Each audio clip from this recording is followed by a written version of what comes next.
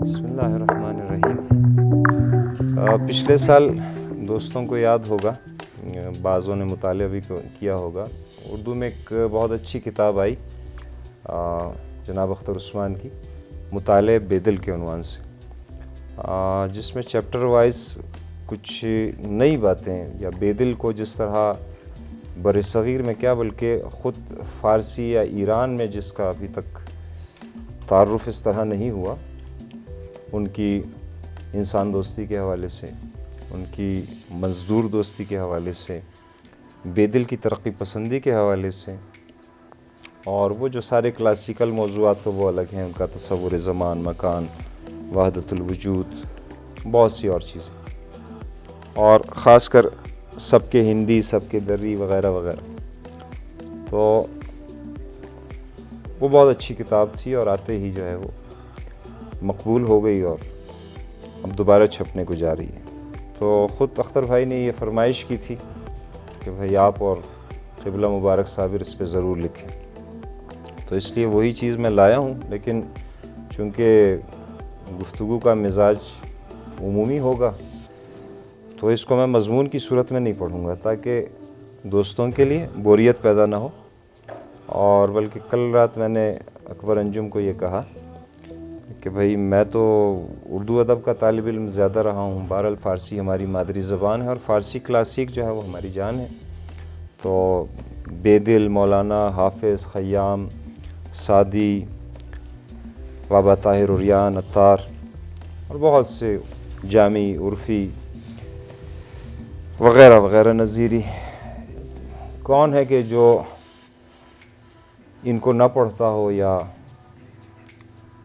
ان سے استفادہ نہ کرتا ہو؟ آج بھی بہت ریلیونٹ ہیں، عظیم نام ہیں، خاص کر بے دل تو فارسی غزل کے علاوہ کے معاملے میں اس سے بڑا شاید ہی، میں تو بالکل ان کو پہلی صف تو چھوڑ دیں، پہلے نمبر پہ رکھتا ہوں کہ اس جیسا عظیم غزل گو فارسی ادب نے پیدا نہیں کی۔ تو میں نے کہا کہ اور دوست ہیں جو مجھ سے سینئر بھی ہیں اور جن کا یہ اختصاص ہے بے دل کے حوالے سے، خاص کر علی بابا تاج صاحب مجھ سے سینئر بھی ہیں، دوست بھی ہیں، اور بے دل کے حوالے سے بہت ان کا مطالعہ ہے، فارسی میں پروفیسر ہیں وہ۔ پھر یہ کہ مبارک علی صابر صاحب اتفاق سے وہ جس دن میں یہاں پہنچا وہ اسلام آباد پہنچے تھے، ان کے پاس تو رجسٹر کے رجسٹر ہیں موضوعاتی، فنی وغیرہ وغیرہ حوالے سے، اور میرے پہلو میں بیٹھے ہوئے مصطفیٰ شاہد صاحب، مولانا تو ان کو ازبر ہے، اور مولانا اور بے دل کا تقابلی مطالعہ ہم لوگ بہت شدت سے کرتے ہیں، اور اکثر اوقات اور پہاڑوں پہ اور یہاں گلیوں میں، ہوٹلوں میں، میدان میں، کہیں پہ بھی، تو ہماری محفل ان کے بغیر نہیں رہتی۔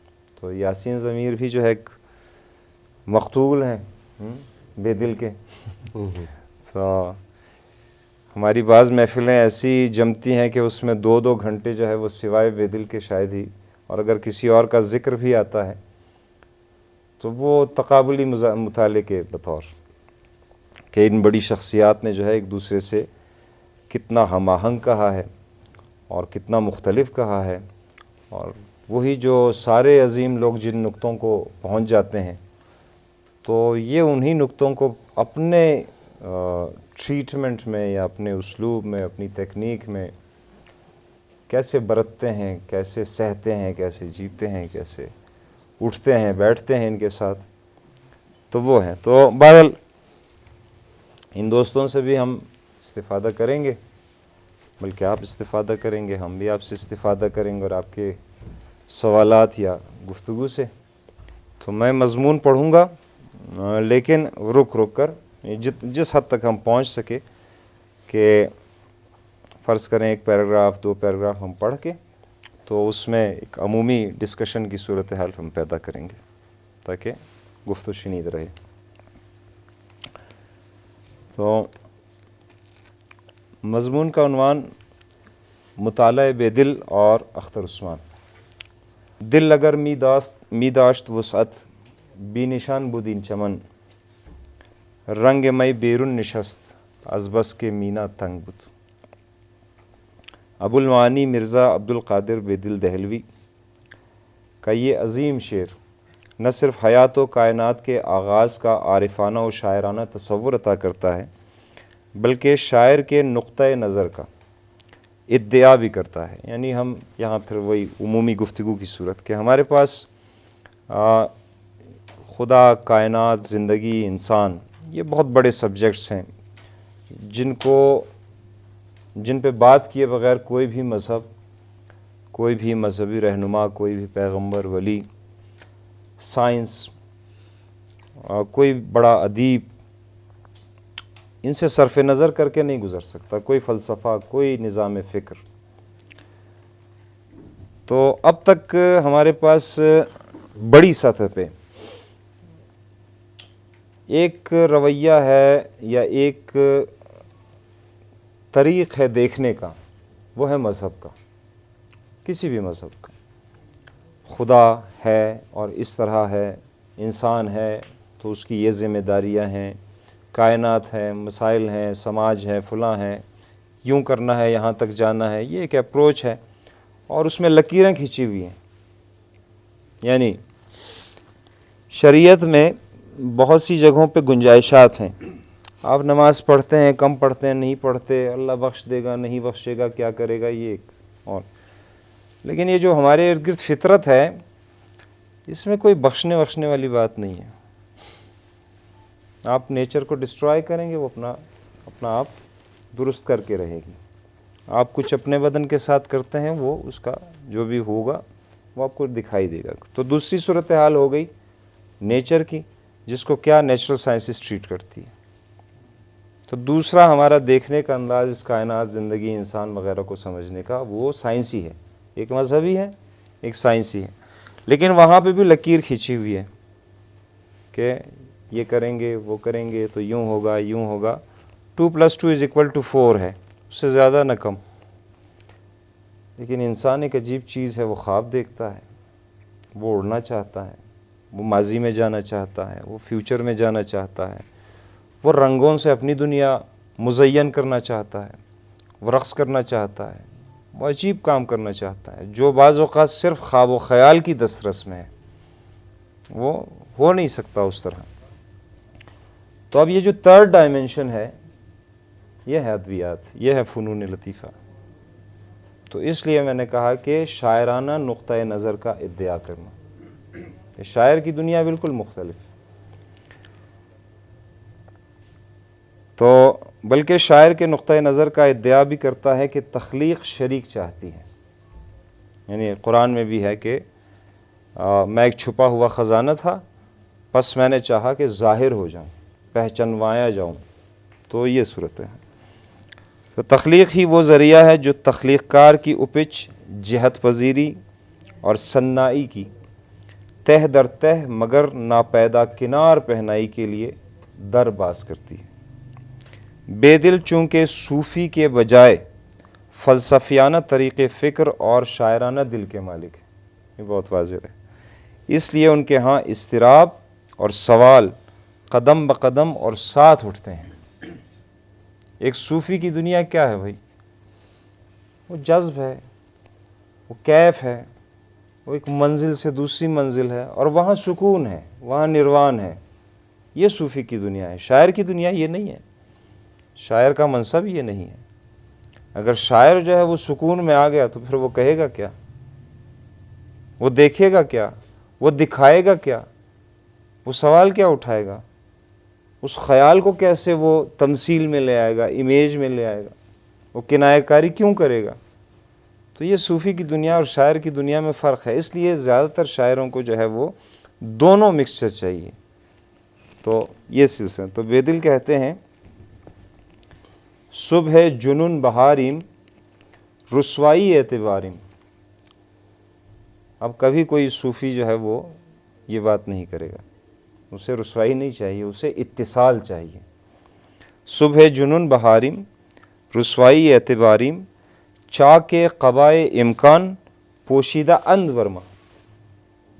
یہ سب امکان ہے، یا وہی ہے جو اعتبار کیا ہے، امکانی چیزیں ہیں۔ تو لامحالہ یہاں اقبال کی آواز بھی کانوں سے ٹکراتی ہے کہ وہ بھی اس ابتدا کی رسوائی اور فاش ہونے سے ڈرتے ہیں۔ اب یہ دیکھیں، یہ یہاں پہ جو بہاریم، یہاں جو میں کا لفظ نہیں ہے، یہ جمع ہے۔ تو اقبال نے اس کو بے دل سے بہت استفادہ کیا اقبال نے، اور ظلم یہ ہے کہ ذکر تک نہیں کیا۔ شبلی نعمانی کے ساتھ ساتھ بہت سے لوگوں نے بے دل کے ساتھ ظلم کیا ہے، اور اقبال نے تو کئی جگہوں پہ نظیری، بے دل اور صاحب اور کن کن سے استفادہ کر کے کسی کا ذکر تک نہیں کیا۔ صرف مولانا وہ ٹھیک ہے، لیکن دوسروں کا ذکر، میں نے ایک اور مضمون اس کے بعد لکھا، وہ دوسری قسط میں رسالے میں چھپ چکا ہے، کہ جس میں نے بے دل سے اس سے میر تقی میر سے لے کر احمد ندیم قاسمی تک کوٹ کیا ہے۔ صرف ایک شاعر، یعنی جو میں شاعر کا کلیم کاشانی، ابو طالب کلیم، کہ ان سے کن کن نے کیا بڑے بڑے استفادے کیے ہیں، لیکن کسی نے ذکر تک کرنا، تو یہ ایک عجیب۔ تو اقبال شکوہ کرتے ہیں اب اسی چیز کا، یعنی جو بے دل کہہ رہے ہیں فارسی میں، اردو میں، تو نے یہ کیا غضب کیا، مجھ کو بھی فاش کر دیا، میں ہی تو ایک راز تھا سینہ کائنات میں۔ وہاں کیا آیا کہ میں ایک چھپا ہوا خزانہ تھا، میں نے چاہا کہ پہچانا جاؤں یا پہچنوایا جاؤں۔ یہاں آدمی کا کیا مسئلہ ہے، رسوائی کا۔ تو شعروں کے انتخاب نے رسوا کیا مجھے، غالب وہ بھی اسی سطح کو چھوتے ہیں۔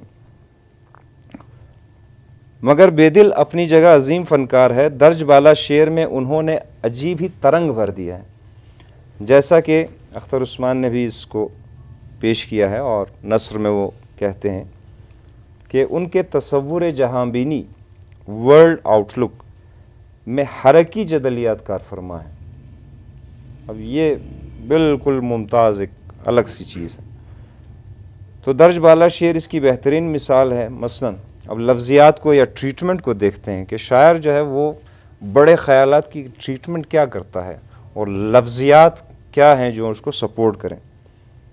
صبح، جنون، بہار، رسوائی، اعتبار، چاک، قبا، امکان، پوشیدہ، اور ماں یعنی انسان، یعنی غرض سارے کے سارے حرکی اور اگلی منزل پر بدلنے والے عناصر۔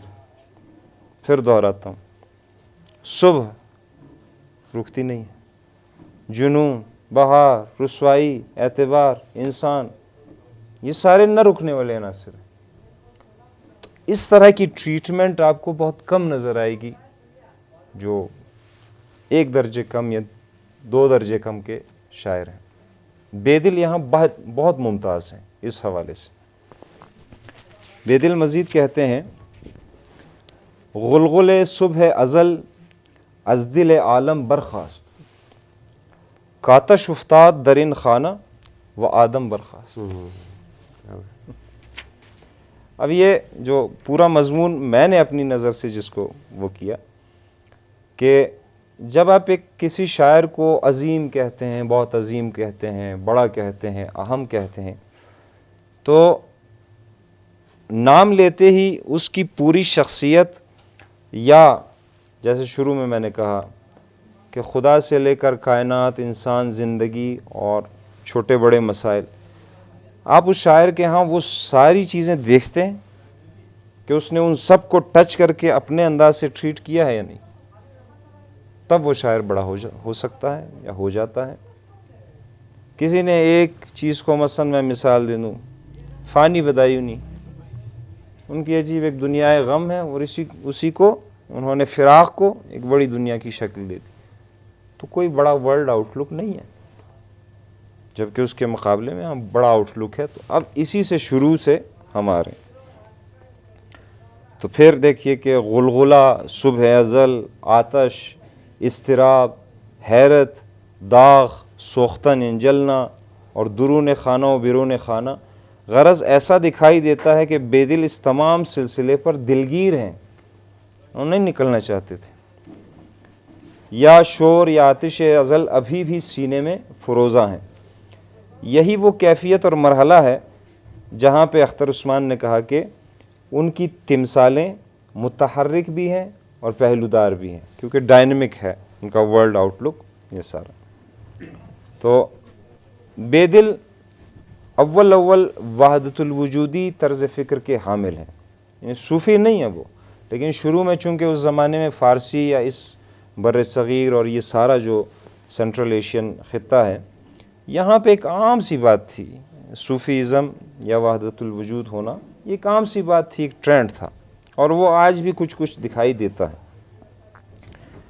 ان کے اکثر اشعار سے اس بات کی تصدیق کی جا سکتی ہے بے دل کے۔ البتہ اس سلسلے میں بھی ان کا فکری رویہ اور حیرت و اضطراب ان کو تنہا نہیں چھوڑتا۔ بے دل کے ہاں اس مرحلے میں حیرت کے ساتھ ساتھ عاجزی بھی پائی جاتی ہے، جیسے مارا چی خیال است بان جلوہ رسیدن، او ہستیو ما نیستی او جملہ ما ہیچ، من یک غنچہ دلدار چسان کس طرح در شیشہ ساعت کنم ریگ بیابان رہا۔ یہ ہوتا ہے بڑا شاعر، یہ بڑی کائنات کو اچانک اپنے آپ سے کہ ٹھیک ہے بھائی یہ سارا بھی ہے لیکن میں بھی تو ہوں، میں کیا کروں گی۔ جی یہ گزارش تھی کہ آپ یہ فارسی جو آپ نے اشعار پڑھے ہیں مجھے ہم لوگ کو بات فارسی میں ہی، یہ جو میں نثر کہہ رہا ہوں دراصل یہ وہی ہے، اس کے بعد جو میں بہرحال پھر بھی تو مثلا یہ جو شعر ہے مارا چھ خیال است بان جلوہ رسیدن، یعنی ہمیں ہماری تاب کہاں ہے یا ہمیں کیا فکر پڑی ہے کہ اس جلوے تک پہنچ سکیں، اس جمال تک پہنچ سکیں۔ وہ ہستی یعنی وہ واجب الوجود کہ جس کے لیے صرف لفظ ہے، تھا، ہوگا، یہ وہ سارا، ماں نیستی ہم ممکن الوجود، کل ممکن نہیں تھے، آج ممکن ہیں کل نہیں ہوں گے۔ وہ جملہ یعنی تمام جو بھی ہے وہ ہے، یہ وحدت الوجودی وہ طرز جو میں نے وہ کیا۔ وما اور ہم ہیچ، کیا فرق پڑتا ہے، اللہ الصمد بے نیاز، ہمارے ہونے سے نہ ہونے سے، تو یہ وہ وحدت الوجودی طرز فکر ہے۔ پرواز بندگی به خدایی نمیرسد ای خاک خاک باش بلند است آسمان۔ واہ واہ واہ۔ تو یہ دوست احباب جو بھی وہ ہو تو میں گزارش کروں گا کہ شریک ہوتے رہیں، بلکہ آپ بھی جو ہے وہ کوئی شعر ریلیونٹ یا پھر اس بیچ میں جیسے کوئی سوال ہے نا تو وہ بہتر۔ یہاں ایک سوال پیدا ہوتا ہے تاکہ گفتگو میں ذرا ورائٹی بالکل ہے نا، تو آپ سمجھتے ہیں کہ مطلب ایک شخص صوفی نہ ہوتے ہوئے بھی یا صوفیانہ واردات سے نہ گزرتے ہوئے بھی اپنی شاعری میں تصوف کا انعکاس کر سکتا ہے؟ اچھا یہاں پہ پہلے تو ایک چیز واضح ہو جائے کہ اور خصوصاً کیا بے دل کے حوالے سے یہ کہنے میں حق بجانب ہے؟ یہ چیز میں اسی لیے لا رہا تھا کہ یہاں میں وہ نہیں ہے، موضوع جو ہے وہ بے دل ہے ہمارا نا۔ تو بے دل کے مطالعے سے ہم یہ دیکھتے ہیں کہ شروع میں ان کے ہاں یہ وحدت الوجودی جو انداز ہے وہ آ جاتا ہے، لیکن ابھی جب ہم بعد میں پہنچیں گے اور اس کی مثالیں آئیں گی تو وہ وحدت الوجود سے یعنی ایک سرکشی کی صورت، یعنی سرکتے ہیں اور سائے کی طرح وہ بس آ کے سیر کرتے ہیں، وہ یہ لذت چشید کرتے ہیں، وہ یہ پانی پیتے ہیں لیکن گزر جاتے ہیں۔ یعنی ایک صوفی اگر ہے تو وہ بیٹھا ہوا، مثلا صوفی یا ایک شرعی آدمی جیسے کہ اقبال نے کیا، شکوہ لکھا اور اچھی خاصی مار بھی پڑی، بھائی شکوہ تو حرام ہے، تو صوفی آدمی کا تجربہ تو شکوت کرنا تو نہیں ہے، صوفی آدمی تو یہ نہیں کرتا، جبکہ شاعر کا مقام یہ نہیں ہے، شاعر حیرت کرتا ہے، مقام حیرت سے گزرتا ہے، بار بار انہی مقامات سے گزرتا ہے۔ پھر سوال یہ جو انعکاس والی صورتحال ہے کہ بھئی تو شاعر کی ذات بہت سے تجربوں سے گزرتی ہے، کبھی ایک جگہ کبھی دوسری جگہ، اور وہ بالکل کر سکتا ہے، لیکن یہ اس کا آخری رنگ نہیں ہوتا۔ آخری رنگ وہ ہوتا ہے کہ جب وہ رنگی نہ شکستیم برنگی نہ رسیدیم، ایک رنگ کو توڑتے ہوئے دوسرے رنگ تیسرے. مثلا خود بیدل کہتا ہے کہ زندانی اندوہ تعلق نہ توان بود، زندانی اندوہ تعلق نہ توان بود، بے دل دلت از ہر چی شود تنگ بیرون. تو اب اس صوفیانہ مقام پہ بے دل ٹھہر نہیں سکتا. ایک حرکی جدلیات کا آدمی وہ کیسے ٹھہر سکتا ہے؟ اور اگر یہ ایک ہی رویہ اس آدمی کا، اب میں یہاں پہ نہ مولانا کو ٹچ کرنا چاہتا ہوں کیونکہ وہ سبجیکٹ پھر دوسرا ہو جائے گا، نہ میں خواجہ میر درد کی طرف جانا چاہتا ہوں، پھر وہ اتنی ویرائٹی نہیں رہے گی اس میں. نہیں، کیا صوفیانہ واردات میں جدلیاتی عمل کا ایک تسلسل قائم نہیں رہتا ہے؟ ہم مطلب مولانا کی مثال دے سکتے ہیں کہ وہ اسی فضا میں تھے، اسی واردات میں تھے، لیکن عمر بھر وہ شاعری کرتے رہے اور آخر تک کرتے رہے.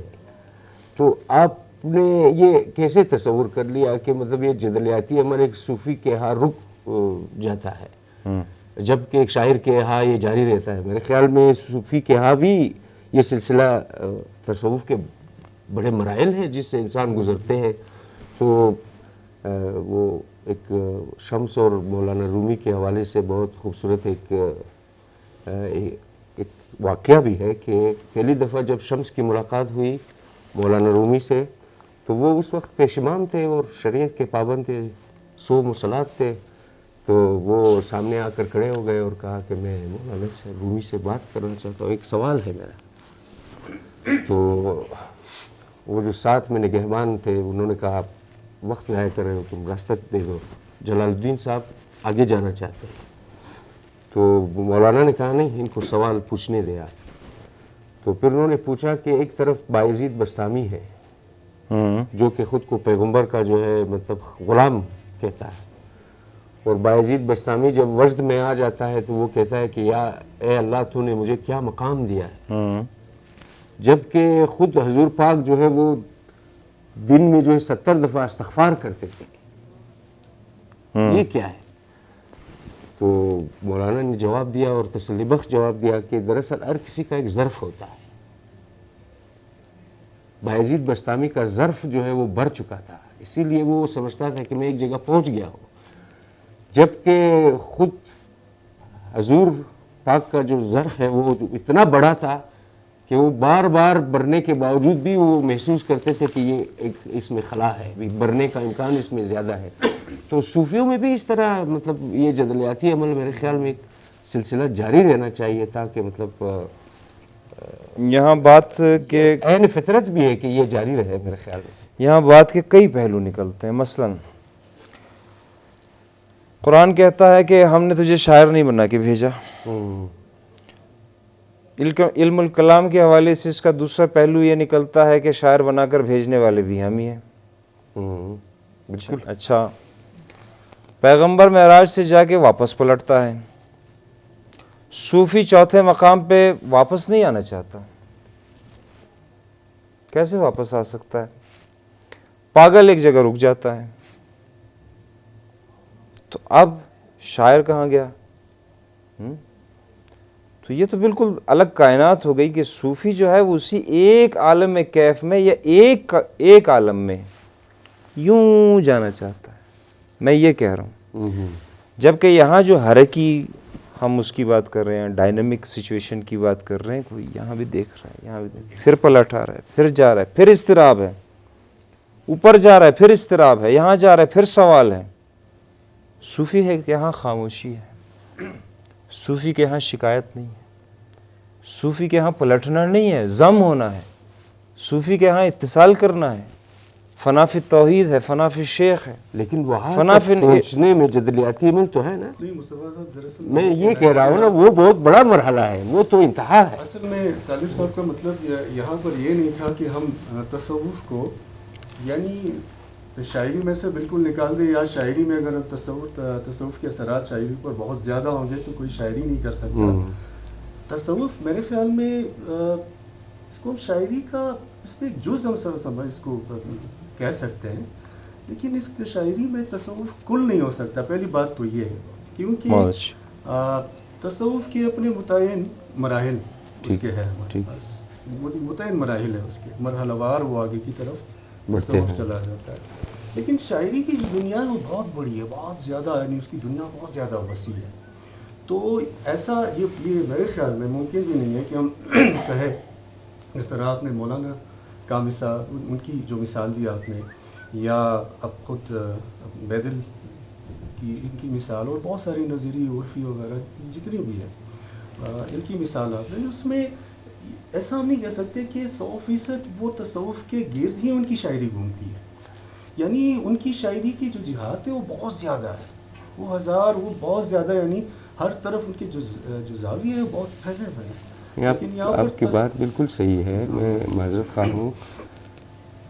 जहाँ तक गालिब की बात है, मैं समझता हूँ कि तसव्वुफ़ गालिब के यहाँ एक नज़रियाती मज़हर है। ठीक है, वो जब कहते हैं कि न था कुछ तो खुदा था, कुछ न होता तो खुदा होता, डुबोया मुझको होने ने न होता मैं, ये एक नज़रियाती सतह पर और ज़हनी सतह पर जो है वो तसव्वुफ़ को बयान करा, और गालिब इस बात का इकरार भी करता है, तुझे हम वली समझते जो न बादखार हो।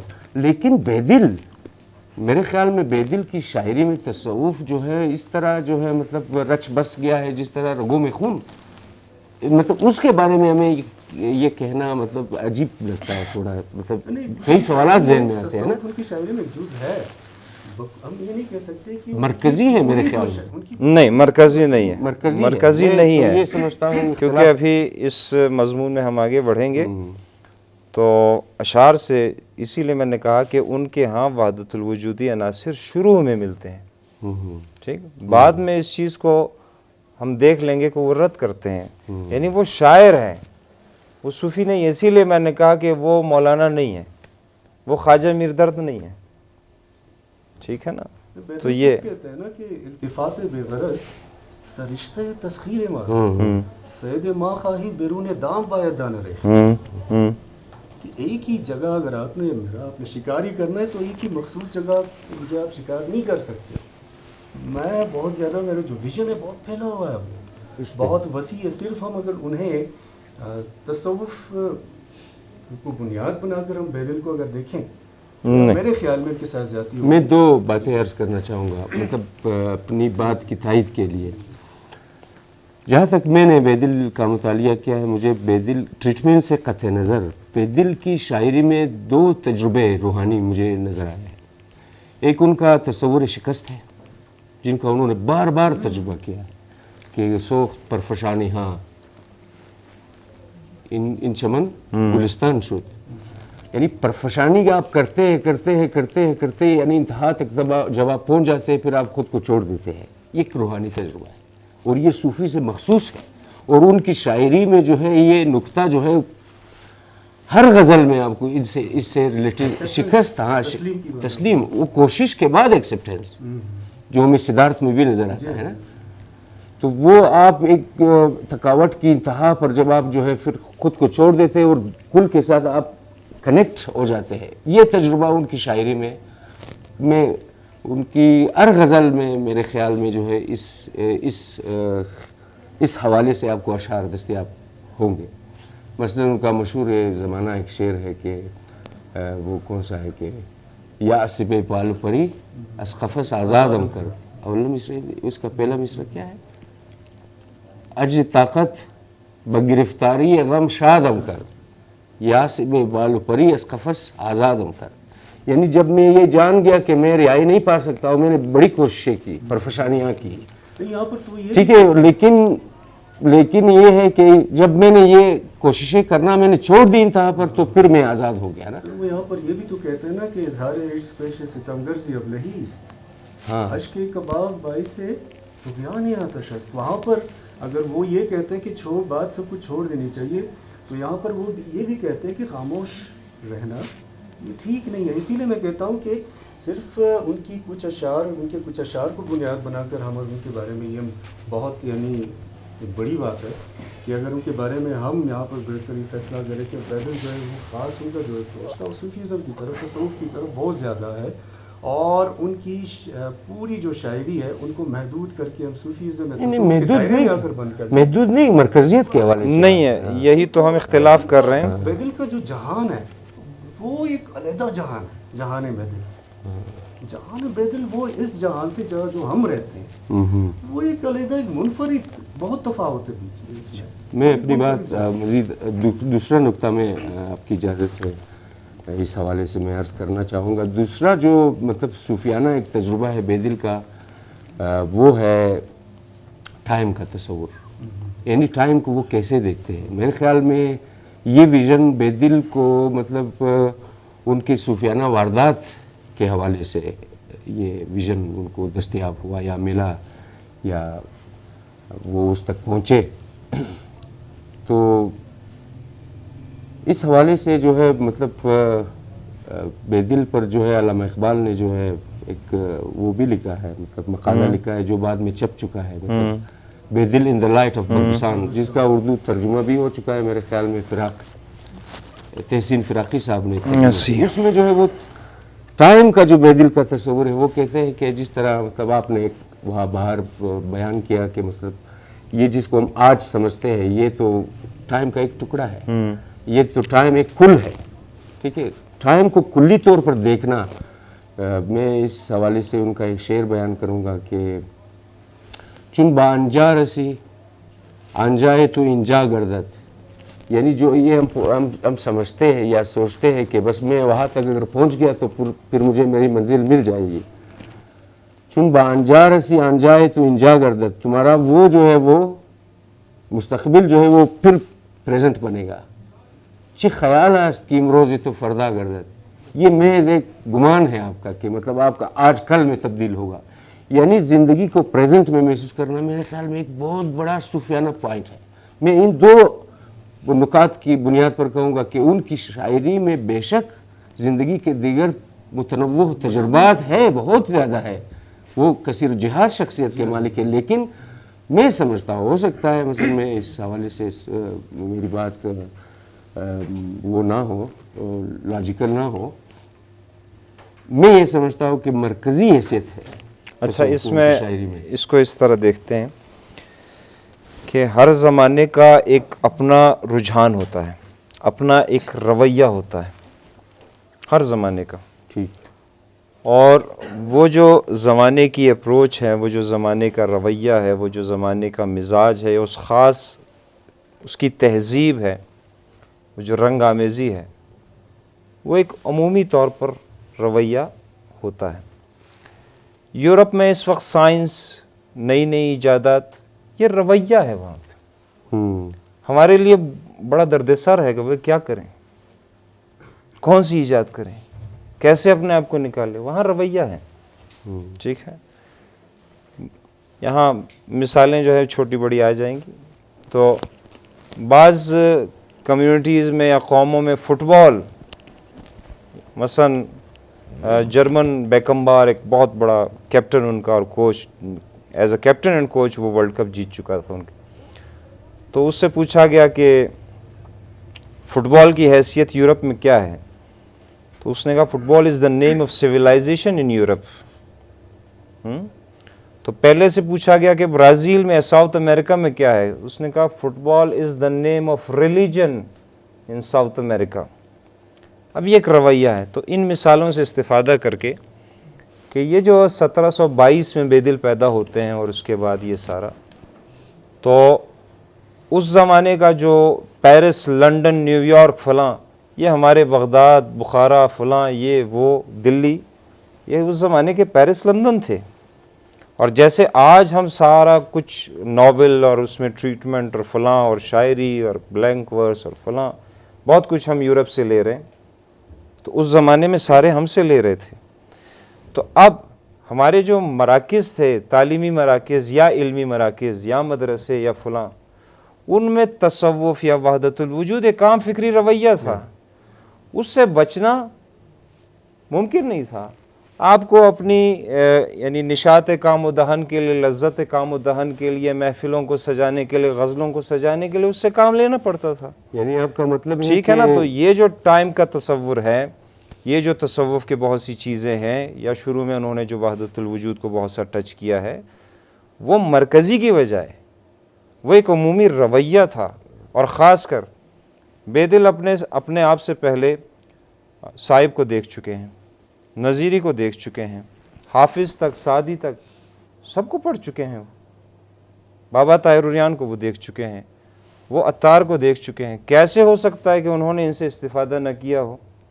اور ہمارے پاس یہ ایک الگ موضوع ہوگا کہ ہم صرف یہ دیکھیں کہ بیدل نے صرف اپنے بہت پہلے، یعنی بہت جلدی میں جو گزرے ہیں، صاحب سے کتنے مضامین میں استفادہ کیا، اتنا استفادہ کیا ہے. تو اب یہ کہنا کہ بھائی یہ جو ہے ان کا مرکزی یہ رویہ ہے یا خیال ہے یا یہاں سے ان کی اٹھان ہوتی ہے، نہیں، وہ دراصل یہ ایسے ہی ہے جیسے آج ہم جو ہے فیض یا ناصر کاظمی یا منیر نیازی سے جیسے متاثر ہوتے ہیں، یا جدید رویوں سے ہم متاثر ہوتے ہیں، اور وہ مضامین لا محالہ یا لا شعوری وہ ہمارے مزاج میں ہیں. ہم کئی ایک نوجوانوں کے شعر کہتے ہیں تو ٹھک سے ہم کہتے ہیں بھائی ہاں منیر کا یہ رویہ آیا ہے، یا اس کا رنگ آیا ہے، یا اس کی بات آئی ہے. تو وہ اس طرح کی اس کو ہم آپ کا خیال ہے کہ مطلب بیدل نے تصوف کو اپنی شاعری میں، یعنی تصوف خوب است اما برائے شعر گفتن کی حد تک ٹریٹ کیا ہے؟ غالب نے بھی یہی کیا ہے، غالب کی تو میں اور بیدل نے بھی یہی کیا ہے. لیکن بیدل کی اپروچ بالکل حیات و کائنات کے حوالے سے ایک صوفی کی اپروچ نہیں ہے. ہمارا یہ موقف ہے. صرف صوفی کی اپروچ نہیں ہے، اس بات سے ایگری کر سکتے ہیں ہم. ہاں، لیکن صوفی کی اپروچ نہیں ہے. نہیں، ہم نے نہیں کہا نہیں ہے، ہم اس بات پہ کہہ رہے ہیں کہ مرکزی جو بنیاد ہے ان کی وہ تصوف والی نہیں.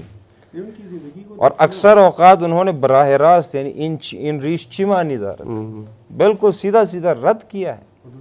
اور خود بھی وہ عملی زندگی میں وہ نہیں گزری، ان کی قناعت کی زندگی نہیں گزری. تو انہوں نے دربار کی طرف رخ نہیں کیا، انہوں نے خانقاہ کی طرف رخ نہیں کیا، حالانکہ خود ان کے چچا وہ بڑے صوفی گزرے ہیں. تو یہ گھر کی بات تھی، یہ عام مدرسوں کی بات تھی. ایک عام پڑھا لکھا آدمی اس کو تصوف آنا چاہیے تھا، اور تصوف کے کچھ تجربے جیسے ہم بچوں کو بہت سی چیزیں جو ہے اسکول میں سکھاتے ہیں وہ سکھائی جاتی تھیں، وہ عام سی باتیں تھیں. تو اس سے گزرنا یہ ممکن نہیں تھا. صوفیانہ واردات سے نہیں گزرے بیدل. بیدل اگر صوفیانہ واردات سے گزرا بھی ہے تو بطور شاعر گزرا ہے. وہ تو ہے، لیکن بطور شاعر گزرنا تو ہے الگ ہے. وہ تو اس طرح ہے آغا جی کہ اس طرح مثلا آج ہم بالکل ایک غیر سائنسی معاشرہ، پھر بھی ہم سائنسی واردات سے گزرتے ہیں. ہمارے پاس یہ جو ہے ایک سائنس کی چیز ہے، نظریاتی سطح پر گزرا ہے. ٹھیک سمجھ گیا میں. بس اس نے اس کو پڑھا، دیکھا، ٹریٹ کیا، آگے بڑھ گیا، بطور شاعر سٹینڈ کرتا ہے.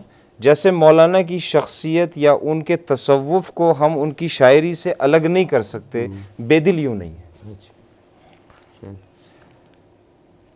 مگر جیسا کہ اختر عثمان کہتے ہیں کہ وہ اقبال کی طرح انسان کا اثبات مذہب کے راستے سے نہیں بلکہ فلسفے کے ذریعے کرتے ہیں. یہ شعر میں ان کی مثالیں آ جائیں گی. وہ سوال اٹھانے، صدا احتجاج بلند کرنے یا تنگنائے عناصر میں طبعی کم بصیرتی کا شکوہ ضرور کرتے ہیں. اب ایک صوفی یہ کام نہیں کرتا. ایجاد ظرف کم چقدر ننگ فطرت است. ظرف کم یعنی وہ جو جملہ ہے، وہ جو تمام ہے، وہ جو الٹیمیٹ ہے، وہ جو آلمائٹی ہے، وہ اتنا کم کیسے ایجاد کر سکتا ہے؟ ایجاد ظرف کم، ظرف یعنی جس میں کوئی چیز رکھی جائے. چقدر ننگ فطرت است. اب یہ ننگ فطرت یہ بہت یعنی وہ جو ایسا نشتر ہے نا کہ جو کاٹ کے رکھ دیتا ہے.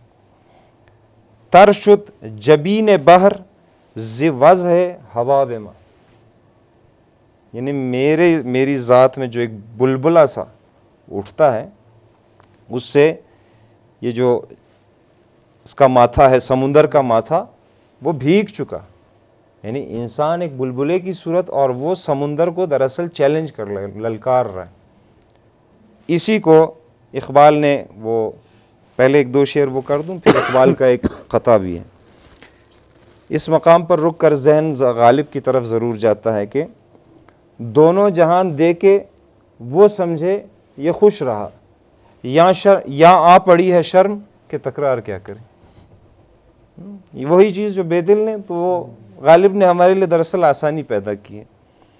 اور ایک جگہ اور غالب کہتے ہیں، دامان معاصی تو نکابی سے ہوا خشک، میرا سر دامن بھی ابھی تر نہ ہوا تھا۔ اقبال نے اس کو یوں کہا ہے کہ ایک قطعے میں، تیرے شیشے میں باقی نہیں ہے، بتا کیا تو میرا ساقی نہیں ہے، سمندر سے ملے پیاسے کو شبنم، بخیلی ہے یہ رزاقی نہیں ہے۔ تو یعنی یہ کیا کوئی صوفی کی دنیا، تو جیسے ہم کہتے ہیں کہ وہ کشف کی دنیا، اور اس کی دنیا پھیلتی جاتی ہے، وہ ایک عجیب دنیا ہے، لیکن یہاں شاعر شکوہ کر رہا ہے کہ نہیں یہ کم ہے، یہ بہت کچھ، یہ سارا وہ نہیں ہے جو ہم چاہتے تھے۔ اس ضمن میں ضمنی بات یہ نہیں کہ ایک عظیم تخلیق کار اپنے پیشرو اساتذہ فن سے کیا کیا مستعار لیتا ہے، بلکہ نکتہ یہ ہے کہ اعتراف و تسلیم کے باعث ایک سلسلہ چل نکلتا ہے جو ماضی کی فکری روش کو حال اور مستقبل سے مربوط کر دیتا ہے۔ یعنی ہم اقبال، غالب، انیس، میر کے ہاں بے دل کے اثرات دیکھ کر بے دل سے جڑ جاتے ہیں، اور اسی طرح بے دل کے ہاں ہم جو ابھی ہم نے بات کی صائب وغیرہ کے اثرات دیکھ کر ہم ان سے جڑ جاتے ہیں۔ بلکہ ایک واقعہ ہے جو جعفر زٹلی صاحب، جو لوگ اردو کلاسیک سے واقف ہیں، کہ سکہ زد بر گندم و موٹھوں مٹر، بادشاہ تسمکش فرخ سیر، تو جس پہ بیچارے کو پھانسی دی گئی، اور وہ زٹلی ماشاءاللہ واقعاً ایسے ہی تھے۔ تو ایک دن آئے وہ اور بیٹھے بے دل کے پاس، تو کوئی اشعار کہے، اور اشعار تھے کس کے خلاف؟ صائب کے خلاف، اور شاید نظیری کے خلاف، اور ان سے کہا کہ بھائی صائب اور نظیری آپ کے سامنے کیا بیچتے ہیں؟ تو بے دل نے کہا کہ یہ 2 سکے لو اور اٹھ کے چلتے بنو، کیونکہ ہم نے جو لیا ہے اساتذہ سے لیا ہے، ٹھیک؟ تو یہ نہیں ہوتا رویہ، تو ہم وہ ان سے جڑ جاتے ہیں۔ تو بہرحال، اور ان کی عظمت یعنی بے دل کی دقت نظر اور مستقبل بینی مزید بیان یا واضح ہو جاتی ہے۔ بے دل خود کہتے ہیں، کثرتی بسیار در اسباب وحدت گشت صرف، یعنی بہت کچھ خرچ ہوا کس میں؟ وحدت کی جھلکیاں دیکھنے میں۔ یعنی اسباب وحدت کو ہم اس طرح کہیں گے کہ اس توحید تک یا اس کی جھلک تک یا اس کے جو بہت سے عناصر ہیں ان تک پہنچتے پہنچتے بہت کچھ خرچ ہو جاتا ہے۔ عالمی را جمع کردم کن قدر یکتا شدم، یعنی انسان اس توحید تک پہنچتے خود اس کو بھی توحیدی ہونا پڑے گا، یعنی اس تمام انسانوں کو پہلے توحیدی ہونا پڑے گا، سارے انسان ایک ہوں گے تو وہ دوسری توحید تک پہنچیں گے۔ اب یہ اگر آپ دیکھ لیں کسی اور جو صوفی شاعر یا وحدت الوجودی شاعر، اس کے ہاں یہ چیز نہیں ملے گی، اب کوئی بھی وحدت الوجودی شاعر یہ نہیں بیان کر سکے گا، یہ کیا ہی نہیں ہے کہ پہلے انسان توحید کے مرحلے پہ پہنچے، اس کے بعد اس توحید کو ٹچ کرے، توحید بمقابلہ توحید یا روبروئی توحید۔ یہ عجیب ہے، جبکہ یہاں صرف یہ ہے کہ ہر انسان یا انڈیویجولی یا بطور گروہ صوفیوں کا وہ وحدت الوجود کو اپنا کے اور اس رستے سے مقام عشق و حیرت و فنا فی الشیخ و فنا فی التوحید وغیرہ وہ انتصال کر جائے، وہی جو 30 پرندے تھے اس کی صورت میں، تو ایک گروہ، لیکن باقی کا کیا ہوگا؟ بے دل تمام انسانوں کو ایک کر کے اس کے بعد ایک کے ساتھ ضم کرنا چاہتا ہے، بلکہ وہاں پہ بھی وہ ضم نہیں کرنا چاہتا، وہاں پہ بھی وہ شناخت الگ رکھنا چاہتا ہے۔ بے دل کا تصور جہاں بینی، فکری انداز اور جہتیں ان کا شاندار اور تہدار اسلوب، اس اسلوب میں صوتیات و لفظیات کا حرکی نظام، نئی تمثالیں، بلکہ تمثالوں اور استعاروں سے اپنے جہان معنی کی آرائش، فارسی زبان و ادب میں ایک الگ ہی تجربہ بلکہ معجزہ ہے۔ بے دل ایسے سحرکار اور جادو بیان ہے کہ ایک عمر کی ہم نشینی اور ہم سخنی پر بھی ہاتھ نہیں آتے۔ 1 لاکھ اشعار اور 20-25 سال سے تو ہم بات کر رہے ہیں، تو لوگوں نے عمریں بتا دی. ہمہ عمر جیسے خود بے دل کہتے ہیں، استفادہ انہی سے. ہمہ عمر باتو قدح زدیم و نہ رفت رنج خمار ما چھ قیامتی کے نہ میرسی ذکنار ما و کنار. اچھا اب یہاں وہ جو ہم ابھی بحث کر رہے تھے تو وہ اس سے میں جڑ جاؤں گا. بے دل خانقاہی طرز فکر کے زبردست ناقد ہیں. خانقاہی طرز فکر، وہ عوام دوست اور مزدور دوست ہیں. ہوا سے زر کو وہ خرگری سے تعبیر کرتے ہیں. دراصل ان کے ہاں انسان دوستی اور مظلوم دوستی وحدت الوجود سے فلسفے کی طرف سفر کرتی ہے. یعنی صرف قانے قناعت فلاں یہ وہ نہیں، اجر ثواب نہیں، سوال کیوں ایسا ہے، کیوں یہ ہے. وہ مظلومیت پر راضی نہیں بلکہ اس شکنجے سے آزاد ہونے کی تحریک فراہم کرتے ہیں. جیسا کہ اختر عثمان نے بھی کہا کہ کوئی بھی بڑا شاعر اپنی فکری نہاد یا بنیاد میں مظلوموں اور محکوموں کے ساتھ ہوتا ہے. بے دل مظلوموں محکوموں مزدوروں کے ساتھ ہے. یعنی آپ 1722 میں تصور کریں، آپ شیکسپیئر اٹھا کے دیکھ، یہ اس زمانے میں 300 سال پہلے جدید فکر کا یا جدید طرز فکر کا آدمی اور وہ بات کر رہے، مگر وہ اپنی سطح پر آواز اٹھاتے ہیں یا اپنی خلاقانہ سطح پہ بات کرتے ہیں. کہتے ہیں بترس از آہ مظلومان کہ ہنگام دعا رفتن، مظلوم کی آہ سے ڈرو کہ جب اس کی آہ اوپر جاتی ہے یا عرش کی طرف جاتی ہے. اجابت از در حق بہر استقبال میں آیت، یعنی قبولیت اس کی طرف لپکتی ہے. یعنی اس خانقاہ میں بھی عاجزی کے لیے، مظلومیت کے لیے اتنی قبولیت. اخلاقی سطح سے ہٹ کر وہ فلسفیانہ سطح پر اس قید سے یوں دعوت آزادی دیتے ہیں، ان طرف احتیاج بارگاہ کبریاست، جہاں پہ کسی چیز کی کوئی ضرورت نہیں، وہ خدا کا عرش ہے، وہ اس طرف ہے، وہ کبریا کی جگہ ہے. چنز طلب درگزشت، جب آدمی اپنی کسی بھی طلب سے بالکل گزر گیا، بندہ خدا می شود، یعنی بندہ جو ہے خدا.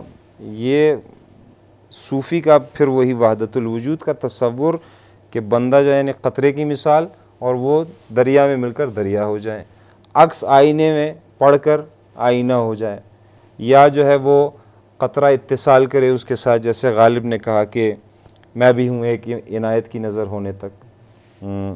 پرتو خرس ہے شبنم کو فنا کی تعلیم، میں بھی ہوں ایک عنایت کی نظر ہونے تک. تو یہاں پہ یعنی اتصال ہے، جڑنا ہے، ضم ہونا ہے.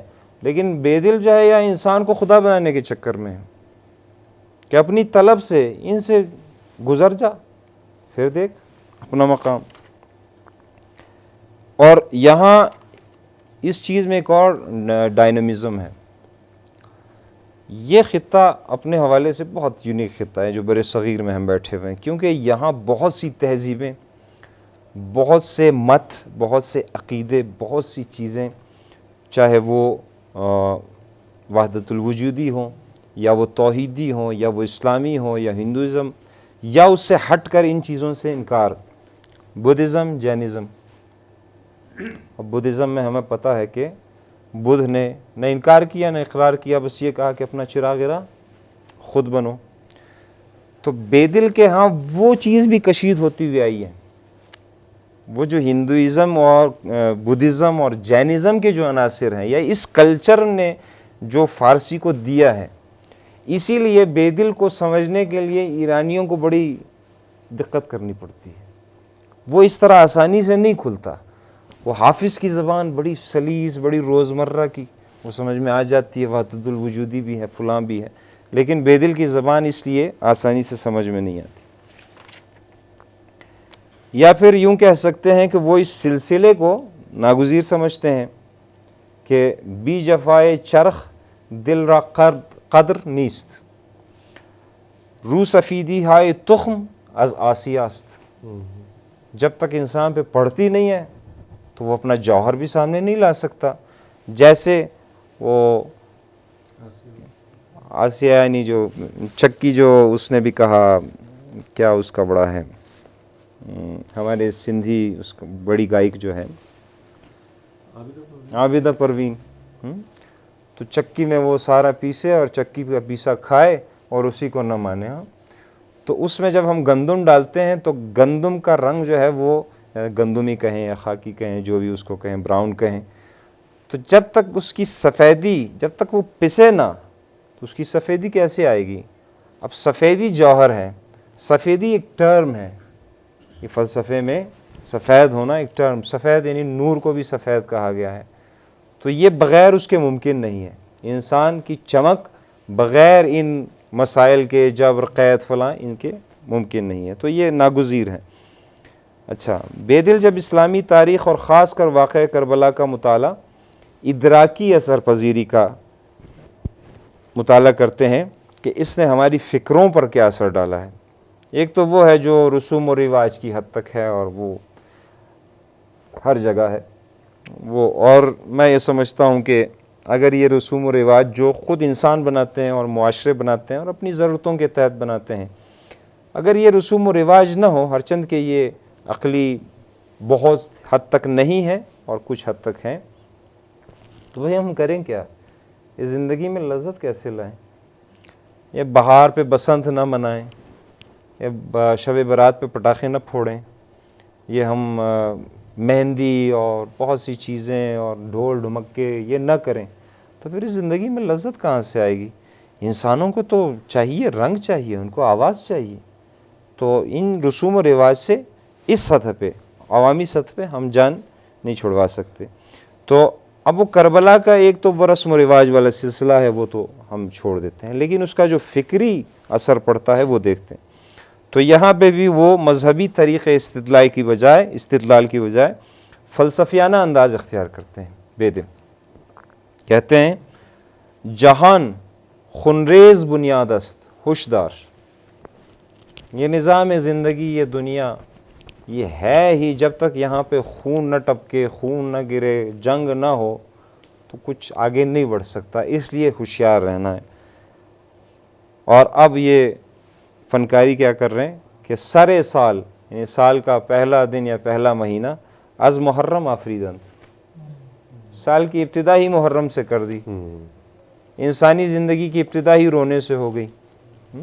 तो ये है, आप लोगों के बीच में बिल्कुल आराम से करें ताकि मतलब डायमेंशंस क्लियर। मैं इसीलिए मुसलसल नहीं पढ़ता जा रहा बीच में, इसीलिए वो प्लीज़ बेदिल पे जो हम गुफ्तगू कर रहे हैं, अभी सरसरी सी बात आई भी, एक तो तसव्वुफ बहुत ज़्यादा, जब से हम बैठे हैं मेरा ख्याल है तसव्वुफ बार बार आ रहा है, तो मुझे लगा कि शुरू जब हुआ तो वो तसव्वुफ को इस्लामी तसव्वुफ तक महदूद करके देखा जा रहा है। सही, शरीयत तरीक़त, सही सही, तसव्वुफ या वादतुल वजूद, अहम ब्रहम, ये हिंदुस्तान मतलब फारस अरब व अजम को छोड़ दीजिए, सही है। बेदिल जहाँ मुतवल्लद होते हैं, पैदा होते हैं और जहाँ अपनी ज़िंदगी को बिताते हैं, वहाँ की मिट्टी में वेदांत से चली आ रही है। बिल्कुल, यानी उनके लिए ये कहीं ना कहीं सरोकार, तो वो क्या, यहाँ पैदा होने वाले किसी भी ज़ुबान के शायर के लिए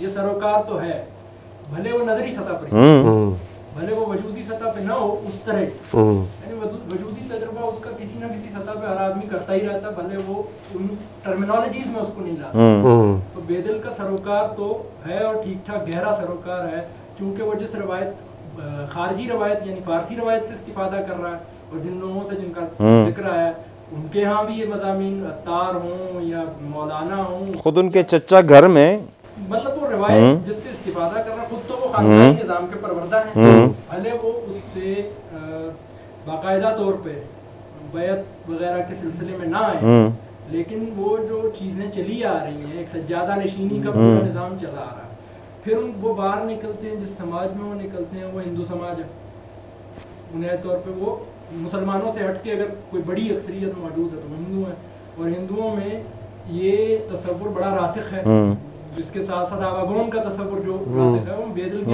आवागोन के भी झलके बिल्कुल जन्म हत्ता गालिब के यहाँ नजर आती है, हत्ता इकबाल के यहाँ नजर आती है। बेदिल के यहाँ हमें बड़ा बार बार उससे बात तसव्वुफ का या वातुल वजूद का जो वर्ल्ड व्यू है वो इनके यहाँ हिंदुस्तान में अगर हम देखें तो वो बजाते खुद एक मज़ामत का पहलू अपने साथ रखता रहा है। यहाँ के वातुल वजूदिये जो हैं, जो एक हर शय को एक मानते हैं, उनके यहाँ एक ट्रेडिशन साथ ही साथ मतलब वो इस्लामी किस्म का वातुल वजूद ज़ाहिर नहीं रहा। यानी इवन हल्लाज के बारे में कहा जाता है कि हल्लाज ने किताब तवासीन लिखने से पहले यहाँ का एक दौरा किया था जिससे ठीक ठाक असरात लेके वो वापस मुड़ा। तो एक और दूसरे तसव्वुफ जो है वो सिरे से मजहब का एक एंटी किस्म का वर्जन, किसी भी मुरव्वज मजहब में उसकी गुंजाइश ही नहीं है, खुद इस्लाम में उसकी कोई गुंजाइश नहीं है बिल्कुल। और वो एक मतलब खुद एक मज़ामत के तौर पे उभरता है उस पूरे सेट पैटर्न से, जो सेट पैटर्न को नाफिज किया गया है बड़ी सख्ती से। इसीलिए तो हमारे यहाँ जो अलामती निज़ाम काजी है, शेख है, मुतसिब है, इन सब पे लान नफरीन हो रही है, हत्ता कि मकामात मुक़द्दसा मतलब वो बगैर शेर अगर बयान किए जाएं तो लोग सूलियों पे चढ़ जाएं। जिस तरह से काबा है, जितने मुक़द्दसात हैं उनको तहकीर के रूप में देखा जाता है। तो वो मुझे ये समझ आता है तो वो तो शुरू से ही कहीं ना कहीं उसके उलट खड़े होने की काविश है कि हम नहीं मानते इस किस्म की तुम पाबंदियां लगाए जा रहे हो हर दो सतह पे, फिक्री सतह पे। दूसरा ये तसव्वुफ की रवायत में ही सिर्फ ऐसा नहीं है कि मस्ती ही है, यकीनन मतलब अच्छा वो जो कलाम है अहले तसव्वुफ का खुद उसमें एक बेबाकी और शोखी आ जाती है जिसमें वो कभी कभी एतराज भी उड़े फेंक देते हैं। और ये हमें इन्हीं लोगों के जिनका तस्करा चल रहा नजर आता है कि वो बड़े बेबाकाना और गुस्ताखाना अंदाज में खुद उस हकीकत अज़ली पर भी टॉन्ट लगा जाते हैं। यानी तो वो ऐसा नहीं है कि एक ही रुख में मतलब सिर्फ नशा है, सिर्फ मस्ती है। तो बेदिल के नाम की ये सरोकार है, लेकिन बेदिल का बुनियादी सरोकार मैं जिस तरह थोड़ा बहुत हमने तो हमारी तो ज़बान भी एक तो हमारे लिए तीसरी चौथी ज़बान है फारसी और हम उससे आगाह नहीं है अच्छी तरह, लेकिन जितना इस्तेफादे का मौका मिला बेदिल का बुनियादी सरोकार तो फलसफियाना है, मतलब तसव्वुफ। लेकिन खुद वादतुल वजूद भी तो एक फलसफियाना सरोकार है, उसको बढ़ता फलसफियाना सतह पर है। वो बेदिल जब वादतुल वजूद की बात करते हैं, जब वो अपने उस मौजू पे आते हैं तो ऐसा महसूस होता है जैसे वो बतौर सूफी एक वारदाती सूफी के, एक साहिब वारदात के उसकी तरफ नहीं आ रहे, एक फलसफी के तौर पे आ रहे हैं जिसके लिए वजूद या हकीकत सवालात हैं और उनके साथ इस्तेजाब जुड़ा हुआ है ना। बेदिल के यहाँ इस्तेजाब जिस कदर है उसके लिए तो कोई मिसाल देने की जरूरत नहीं। यानी वो इस्तेजाब शायद हमें कहीं ले जाता है उस तरफ कि यार ये इस्तेजाब जो है ये बुनियादी तौर पे एक फलसफियाना इस्तेजाब है। वो एक पर्दे को खोलते चले जाते हैं, वो आईने का जो जिस तरह से आईने को उन्होंने बताया, जिस तरह खुद तहय्युर को मतलब जिस तरह वो चीज़ों को देखते हैं एक तहय्युर के साथ, मुतवातर एक तहय्युर के साथ हर पर्दे को, चाहे वो सरोकार उनके आगे तसव्वुफ का आता है, वादतुल वजूद का आता है, चाहे कायनात के बड़े मज़ाहिर का आता है, चाहे दाखिली वारदात का आता है, या एक फ़र्द की तक एक इज्तिमा से लेके एक फ़र्द तक, उसमें इस्तेजाब का पहलू इसलिए भी नुमाया है कि वो चीज़ें देख रहे हैं जो चीज़ें बाकी नहीं देख पा रहे, और वो चीज़ें नहीं हैं उनको देख के इस्तेजाब ज़ाहिर होता है। मिसाल मतलब इस्तेजाब तो इस हद तक कि वो बस के चुन आई ना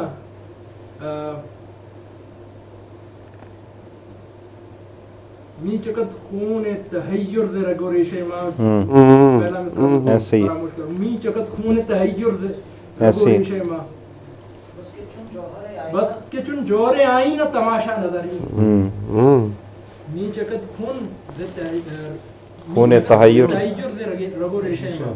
अब इस कदर हैरत से भरे होना ये बुनियादी जौहर जो है ये फलसफी का है। नहीं, मेरा सवाल यहाँ पर मैं एक सवाल करूँगा, ठीक है, इसको आगे ले जाएंगे। क्या वो सिर्फ और सिर्फ तसव्वुफ को वादतुल वजूद को उन्होंने नज़री सतह पर मतलब दर्क किया है, یعنی ڈائر بھی لگائے, واردات سے گزرے, لیکن اس کا بیان فلسفیانہ ہے. کل کی حیثیت نہیں لے سکتے نا. نہیں کل کی نہیں, میں کل کی نہیں, مطلب میں اس بات کرتے ہیں اس پہ بات کریں گے. ہاں میں جہاں تک محسوس کرتا ہوں, تھوڑا بہت دیکھا ہے, بے دل واردات کے آدمی نہیں ہے. نہیں, انہوں نے کہیں اس کا اظہار بھی نہیں کیا. نہیں وہ ہے بھی نہیں. اور انہوں نے شعر کی صورت میں یا کسی اور صورت میں اس مذہبی واردات کا یا اس صوفیانہ واردات کا کہیں ذکر نہیں کیا. میں آپ کو ایک شعر سناتا ہوں بے دل کا. اس سے قبل بھی میں نے چند اشعار سنا لیے تھے, اور میں نے آپ سے عرض بھی کیا تھا کہ ان کا تصور ہے جو ٹوٹنے کا تصور ہے, یہ کمپلیٹلی ایک صوفیانہ واردات والا تصور ہے. یہ ہمیں مولانا روم کی مثنوی میں بھی اس تجربے کا ذکر بار بار ملتا ہے کہ تم کوشش کرو, اس حد تک کوشش کرو, اس حد تک کوشش کرو کہ تمہیں اپنی بے بذاتی کا ادراک ہو. پھر جب تم خود کو چھوڑ دو گے پھر اس کل سے جڑ جاؤ گے. بے دل اس کی شاعری میں, مولانا روم کی شاعری میں یہ شدمت سے یہ نقطہ بیان ہوا ہے. ٹھیک ہے, اور بے دل کی شاعری میں اس حوالے سے میں آپ سے عرض کرتا ہوں کہ ان کی ہر غزل میں تقریباً اس تجربے کا ذکر ہے, اس شکست کے تجربے کا ذکر ہے. یہ نیگیٹو شکست نہیں ہے, مطلب یہ کوشش. لیکن یہاں پہ ایک چیز خیال میں رہے, اور کہ آپ نے کہا کہ ایسی شکستگی, ایسی عاجزی, ایسا اپنے آپ کو چھوڑنا کہ پھر آپ اس سے جڑ جائیں.